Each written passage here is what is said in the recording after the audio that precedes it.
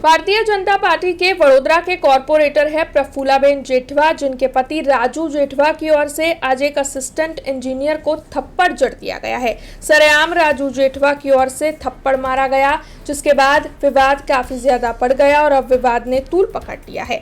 Bharatiya Janata party के corporator प्रफुल्लाबेन Jethwa के पति राजू जेठवा की ओर से वडोदरा महानगर पालिका के एएई सागर मिस्त्री को थप्पड़ मारा गया। तब ये पूरा मामला कारेलीबाग पुलिस थाने पहुंचा है। दरअसल वडोदरा महानगर पालिका के इंजीनियर्स इस मामले को लेकर इकट्ठा हुए हैं, कारेलीबाग पुलिस थाने में पेशकश कर रहे हैं और इस मामले पर प्रचंड विरोध जता रहे हैं।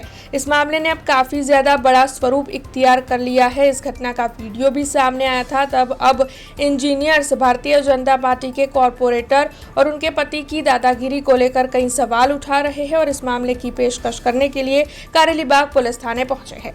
અમિતનગર બ્રિજના બાજુમાં વાલ ચેમ્બર છે। એ વાલનું મેન્ટેનન્સ કરવા માટે અને એને વાલને ચેક કરવા માટે હું અને અમારા નાકાઈ શ્રી સ્મિતેશભાઈ પટેલ સાહેબ ગયા હતા। ત્યાં આગળ વોર્ડ નંબર 4નો વિસ્તાર છે।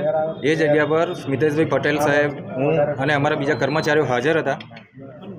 हाँ, એ દરમિયાન વોર્ડ નંબર 5ના કોર્પોરેટર પ્રફુલ્લાબેન જેઠવા, એમના હસબન્ડ રાજુભાઈ જેઠવા અને એમના સાથે એક કાર્યકર્તા આવે છે અને અમારા સ્મિતેશભાઈ પટેલ સાહેબ છે નાકાઈ, એમના સાથે ઉદ્ધતાઈભર્યું વર્તન કરવા માંડ્યા, હેલફેલ બોલવા માંડ્યા।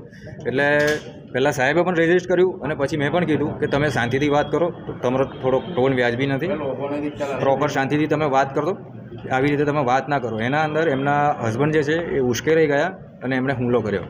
ના, એકચ્યુઅલી એવું છે કે હું જે એરિયામાં તો એ ત્યાં જ મારી ફરજનું સ્થળ છે। વોર્ડ નંબર 4માં હું ફરજ બજાવું છું। જે વિસ્તારમાં હું કામગીરી કરી હતો એ મારો જ વિસ્તાર હતો। કોર્પોરેટર શ્રી બીજા વોર્ડમાંથી ત્યાં આગળ આવ્યા છે। એકચ્યુઅલમાં એવું હતું કે આ સાહેબ સાથે અભદ્ર વર્તન કરતા હતા અને એનું વિડીયો શૂટિંગ એ કરી રહ્યા હતા।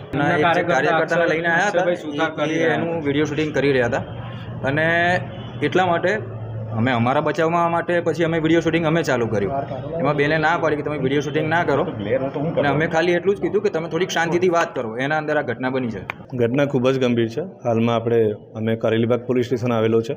પાણી પુરવઠાના વિતરણ શાખાનો આખો સ્ટાફ અહીંયા આગળ હાજર છે।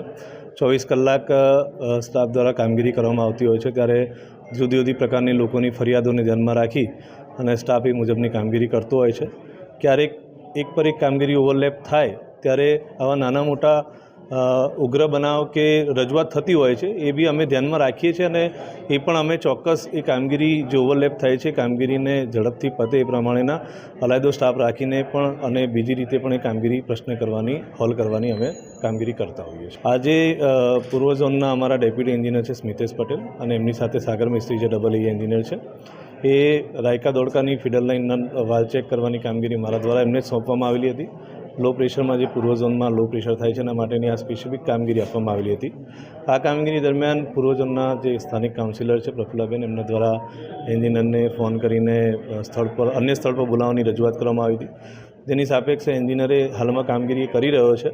એ કામગીરી પૂર્ણ થયા બાદ એ સ્થળ ઉપર આવવા માટે જણાવેલું, પણ બેને એમની પાસે એમનું લોકેશન માંગી અને જે કામગીરી કરતા હતા અમિતનગર બ્રિજ પાસે ત્યાં આગળ બેન આવ્યા હતા। અમે હડતાલ કે રાજીનામું કે એના સાપેક્ષમાં નથી કરતા હડતાલ। અમે હડતાલ ફક્ત એટલે કરીએ છીએ કે સ્ટાફ જે છે તો ખૂબ જ ઓછા સ્ટાફની અંદર કોર્પોરેશન કામ કરે છે અને આવી રીતે 24 કલાક કામગીરી કરવાની હોય ત્યારે વાર તહેવાર કશું પણ જોયા વગર કામગીરી કરતા હોઈએ છીએ। એટલે સ્ટાફનું આવી રીતે જો ઘટના ઘટે તો ડિમોરલાઇઝ થાય છે। ઓછા સમયની અંદર ઓછા સ્ટાફની અંદર કામગીરી કરતા હોઈએ અને એન્જિનિયર બધું પોતાનું ઘર પરિવાર છોડીને કામ કરતો હોય એની સાથે આવી રીતે વર્તન કરે तो जरा પણ ચલાવી લેવાય। हमसे जुड़े रहने के लिए हमारे YouTube चैनल को सब्सक्राइब करें और नई वीडियो की नोटिफिकेशन के लिए बेल आइकॉन को दबाएं।